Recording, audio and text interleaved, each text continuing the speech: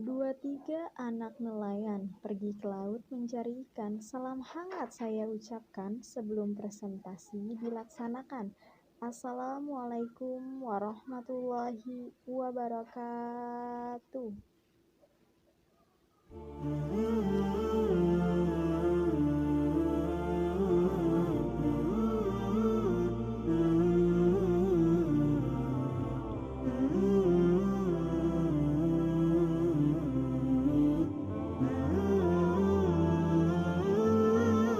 Assalamualaikum warahmatullahi wabarakatuh. A'udzubillah, bismillah, alhamdulillah, wassalatu wassalamu ala rasulillah wa ala alihi wa sahbihi wa mawala. La hawla wa la quwata illa billah, amma ba'du. Pertama-tama, marilah kita panjatkan puji syukur kehadirat Allah Subhanahu wa ta'ala, yang mana atas segala nikmat dan anugerahnya kita masih diberikan kesehatan jasmani maupun rohani untuk melakukan segala aktivitas di dunia ini. Salawat serta salam tak lupa kita curahkan kepada junjungan kita Habibana wa Nabiyana Muhammad sallallahu alaihi wasallam, kepada keluarganya, kepada sahabatnya, dan kepada kita semua sebagai umatnya yang mudah-mudahan mendapatkan syafaatnya di hari akhir nanti. Sahabatku yang dimuliakan Allah Subhanahu wa ta'ala, perkenankan saya dari kelompok teknik informatika untuk sedikit berbagi ilmu, berbagi informasi tentang relationship, yaitu hubungan manusia dengan dirinya sendiri, hubungan manusia dengan manusia serta lingkungannya, dan hubungan manusia dengan Tuhannya. Sebelumnya, perkenalkan saya Saiful Supandi dari jurusan Teknik Informatika semester 6, akan menyampaikan sedikit yang mudah-mudahan bermanfaat khususnya untuk saya pribadi dan umumnya bagi teman-teman yang mendengarkan. Hubungan manusia dengan dirinya sendiri. Manusia hidup di dunia tentunya memiliki identitas dan mengetahui siapa dirinya. Hampir tidak ada manusia di dunia ini yang tidak memiliki identitas dan tidak mengetahui siapa dirinya. Meskipun demikian, jarang sekali di antara manusia yang benar-benar mengerti dan mengenal siapa dirinya sebenarnya dan untuk tujuan apa ia hidup di dunia ini. Apakah hanya sebatas untuk makan, minum, tidur atau mencari uang saja, lalu kemudian mereka meninggal? Mungkin banyak dari kita yang tidak mengetahui apa pentingnya mengenal diri sendiri atau mengetahui jati diri kita di hadapan Allah Subhanahu wa ta'ala. Pada hakikatnya, mengenal diri sendiri adalah salah satu hal yang diperintahkan Allah Subhanahu wa ta'ala kepada umatnya. Pentingnya mengenal diri sendiri. Semua manusia yang ada di dunia ini tentu mengetahui siapa namanya, di mana ia tinggal, dan dari mana kota mana ia berasal, di mana ia dilahirkan, dan lain sebagainya. Tetapi tidak banyak yang memikirkan siapa dirinya yang sesungguhnya dan apa tujuan hidup di dunia ini dan apa yang dilakukan setelah nanti ia tiada. Kebanyakan manusia saat ini tidaklah begitu mengenal jati dirinya yang sebenarnya. Padahal Rasulullah sendiri mengingatkan bahwa mengenal diri sendiri adalah langkah pertama dalam mengenal Allah Subhanahu wa ta'ala sebagai Tuhan seluruh alam. Mengenal diri sendiri sangatlah penting bagi manusia, karena dengan mengenal dirinya sendiri sebagai manusia ciptaan Allah Subhanahu wa ta'ala, ia dapat mengenal Tuhannya atau penciptanya tersebut, yaitu Allah Subhanahu wa ta'ala. Sahabatku yang dimuliakan Allah Subhanahu wa ta'ala, jati diri manusia. Sebelum mengenal dirinya dengan baik, seorang manusia khususnya muslim perlu mengetahui unsur-unsur yang menyusun dirinya. Dari apakah ia dibentuk dan apa saja yang ada pada dirinya. Pada dasarnya manusia diciptakan Allah Subhanahu wa ta'ala dengan dua jenis unsur, yakni unsur fisik yaitu jasmani dan unsur ruhani yakni jiwa atau ruh. Jasmani atau fisik. Unsur jasmani atau fisik adalah tubuh di mana jiwa seorang manusia hidup. Dengan fisiknya lah manusia melakukan segala aktivitasnya di dunia, dan ia dikenali juga dari bentuk fisik dan rupanya. Allah Subhanahu wa ta'ala sendiri telah menciptakan manusia dengan sebaik-baik bentuk dan lebih baik dibandingkan dengan makhluk lainnya sebagaimana disebutkan dalam ayat berikut. Laqad khalaqnal insana fi ahsani taqwim, yang artinya sesungguhnya kami telah menciptakan manusia dalam bentuk yang sebaik-baiknya. Quran surat At-Tin ayat 4. Allah menciptakan manusia lengkap dengan jasadnya agar seorang manusia bisa dikatakan sebagai manusia karena tubuh atau raga tersebut adalah tempat di mana jiwa akan tinggal. Sementara setelah seseorang mati dan jiwanya meninggalkan tubuh, maka jasadnya tidak lagi berguna bagi dirinya. Ruhani atau jiwa.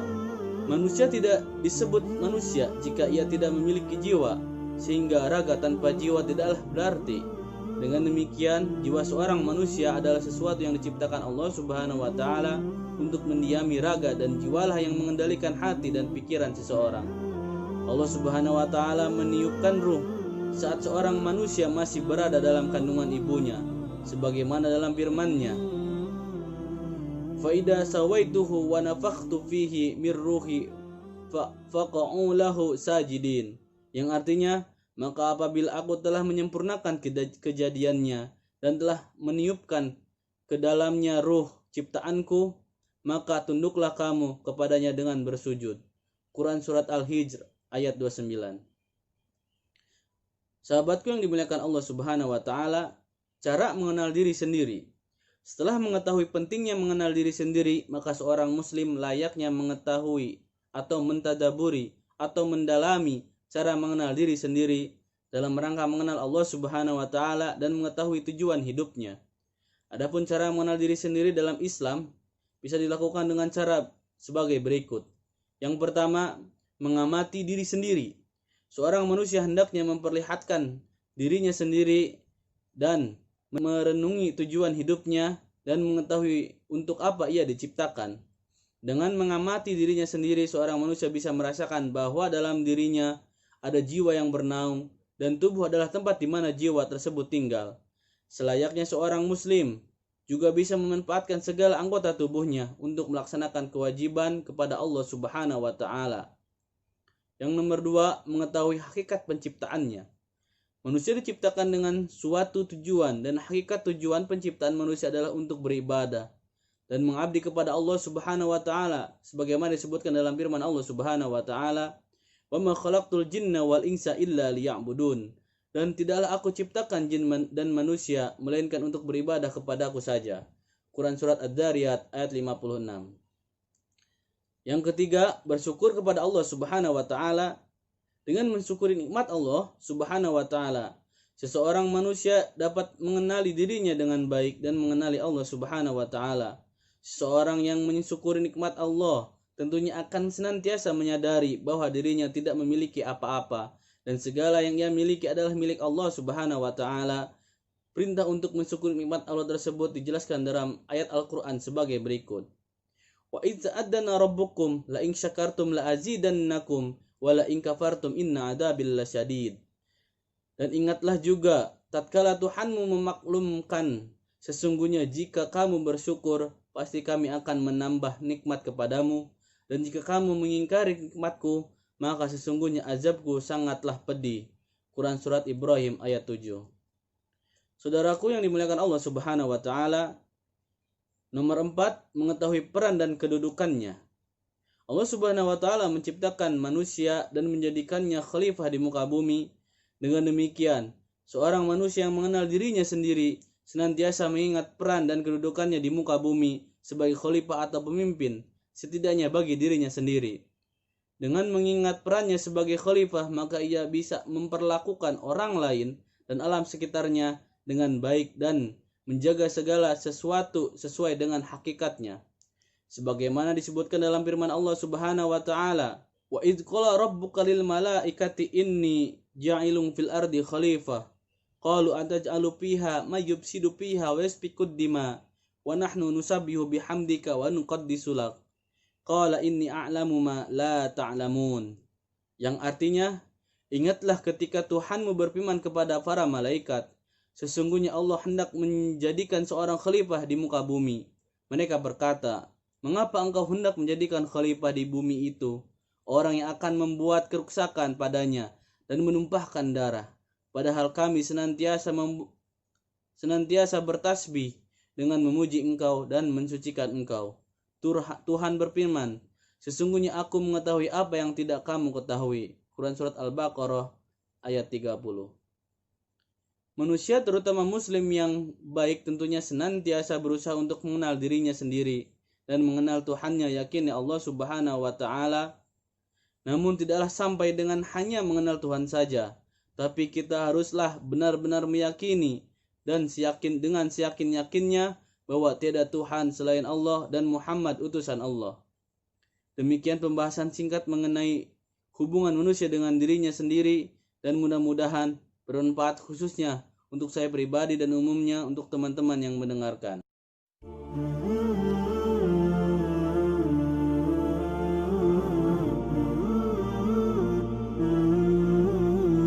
Assalamualaikum warahmatullahi wabarakatuh.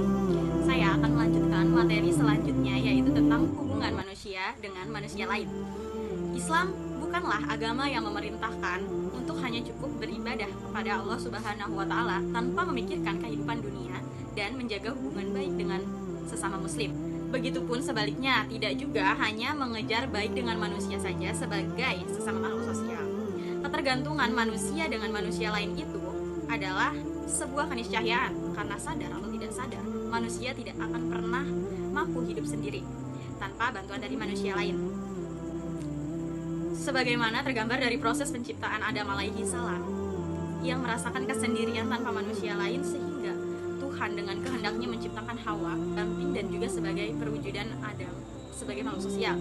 Nah, selain itu, manusia juga diciptakan dari berbagai karakteristik bersuku-suku dan berbangsa-bangsa agar saling mengenal satu sama lain. Gambar di dalam Quran surat Al-Hujurat ayat 13 yang bunyinya, A'udzu billahi minasyaitonir rajim. Bismillahirrahmanirrahim. Ya ayyuhan nasu inna khalaqnakum min dzakari wa unsa wa ja'alnakum su'uban wa qabaila lita'arafu inna akramakum indallahi anqakum innallaha alimun khabir. Artinya, wahai manusia, sesungguhnya kami menciptakan kamu dari seorang laki-laki dan seorang perempuan dan menjadikan kamu berbangsa-bangsa dan bersuku-suku supaya kamu saling kenal mengenal. Sesungguhnya orang yang paling mulia di antara kamu di sisi Allah Subhanahu wa taala ialah orang yang paling takwa di antara kamu. Sesungguhnya Allah Maha mengetahui lagi Maha mengenal. Nah, dari ayat tersebut dikemukakan bahwa setiap manusia harus saling mengenal satu sama lain sebagai makhluk sosial. Akan tetapi perlu disadari, dalam mewujudkan kehidupan sosial yang tentram, rasanya akan sangat sulit jika dalam berhubungan dengan orang lain perbuatan dan perkataan tidak mampu untuk dijaga. Kita ambil contoh dalam menerapkan hubungan antar sesama manusia, yaitu di dunia kerja. Manusia merupakan makhluk sosial yang artinya selalu membutuhkan kehadiran orang lain agar bisa melakukan interaksi untuk memenuhi kebutuhan sosialnya. Kebutuhan sosial ini dapat terjadi di semua aspek kehidupan manusia. Dan manusia ingin bekerja sama dengan orang lain sebagaimana hakikat kita sebagai manusia yang tidak mampu menyelesaikan semua pekerjaan yang ada tanpa bantuan orang lain. Setiap manusia akan melakukan hubungan dengan karyawan atau rekan kerjanya yang lain. Dan juga dalam perusahaan, yang terpenting adalah peningkatan kinerja karyawannya kan. Untuk meningkatkan kinerja karyawan, tentunya kita dibutuhkan interaksi sosial antar karyawan. Meningkatkan kinerja karyawan, diperlukannya interaksi sosial antar karyawan yang satu dengan karyawan yang lain. Begitu pula dengan pemimpin perusahaan. Hubungan sosial sesama karyawan yang berlangsung dengan baik akan membantu untuk mendapatkan rasa aman dalam bekerja, sehingga dapat terwujud dan terciptanya kinerja yang baik. Terjalinnya hubungan yang baik dan harmonis dengan karyawan yang lain atau rekan kerja yang interaksi yang efektif itu akan mampu memotivasi dalam bekerja. Nah, terutama untuk mencapai keberhasilan dan tujuan bersama. Semoga penjelasan saya kali ini dapat dimengerti, bermanfaat, dan bisa diterapkan di kehidupan sehari-hari. Saya akhiri. Wassalamualaikum warahmatullahi wabarakatuh.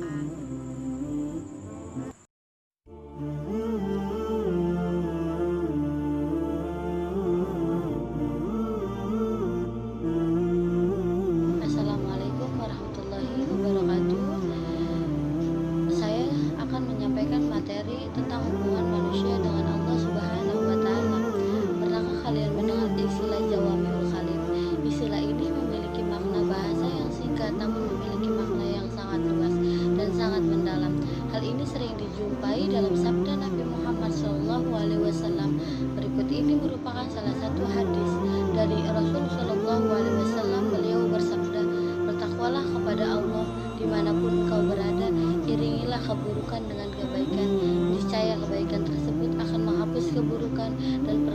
manusia dengan akhlak yang mulia. Hadis Hasan Sahih. Hadis di atas mengandung 3 wasiat yang sangat penting, yakni tentang hablu minallah dan hablu minan nas. Yang pertama, perintah kepada Allah Subhanahu wa taala dimanapun berada. Takwa yang diperintahkan Rasulullah SAW tidak mengenal tempat, bertakwalah dimanapun berada, baik saat sunyi sendirian, terlebih lagi ketika berada di tengah keramaian. Inilah sebenar-benarnya takwa dan merupakan takwa yang paling berat. Dalam kesendirian ataupun tidak menyepi tanpa ada seorang pun yang mengetahui, maka dorongan untuk berbuat kemaksiatan akan semakin besar. Namun apabila ia benar-benar bertakwa kepada Allah Subhanahu wa taala, maka hal demikian tidak akan menjadi, karena ia sadar betul bahwa Allah senantiasa mengetahui atau mengawasi setiap saat. Yang kedua, tidak menunda melakukan amal soleh. Dalam hadis tersebut Rasulullah SAW berwasiat agar bersegera melakukan kebaikan tak kalah terjerumus dalam keburukan. Jangan beranggapan jika sudah terciprat maka terjeburlah sekalian biar basah. Ini merupakan anggapan yang sangat keliru. Bahkan hadis ini menjelaskan perintah untuk segera bertaubat kepada Allah Subhanahu wa taala, agar bertaubat merupakan amal soleh yang paling mulia dan harus disegerakan pengerjaannya. Allah Ta'ala berfirman, dan bertaubatlah kamu semua kepada Allah Subhanahu wa taala, agar orang-orang yang beriman, agar kamu beruntung. Quran Surat An-Nur ayat 31. Yang ketiga, memiliki akhlak mulia. Wasiat terakhir yang diperintah untuk memiliki akhlak mulia dalam hubungan manusia. Contoh yang paling mudah dalam berakhlak mulia yaitu senyum yang diiringi wajah yang berseri ketika bertemu dengan orang lain atau bertegur sapa. Bahkan dalam hadis yang lain disebutkan bahwa pada hari kiamat orang yang paling dekat Rasulullah SAW yaitu paling bagus akhlaknya. Tidak hanya itu, dengan memiliki akhlak mulia maka akan dicintai oleh manusia yang lainnya, terlebih Rasulullah SAW. Sebagai penutup dan wasiat untuk diri sendiri, maka jagalah 3 wasiat yang berharga ini, wasiat yang di dalamnya terdapat hablu minallah dan hablu minan nas, sehingga kita dapat menjadikan insan yang dicintai Allah Subhanahu wa taala, Rasul sallallahu alaihi wasallam dan manusia sekalian. Inti dari makalah yang saya sampaikan dan dapat saya simpulkan, hablu minallah adalah segala perbuatan beribadah agar mendekat diri kepada Allah Subhanahu wa taala. Demikian beberapa hal yang bisa saya sampaikan. Sebelumnya kami mohon maaf apabila ada penyampaian atau salah-salah kata. Saya mohon dibukakan pintu maaf karena manusia tidak luput dari kesalahan atau dosa. Kami akhiri, wabillahi taufiq walhidayah. Wassalamualaikum warahmatullahi wabarakatuh.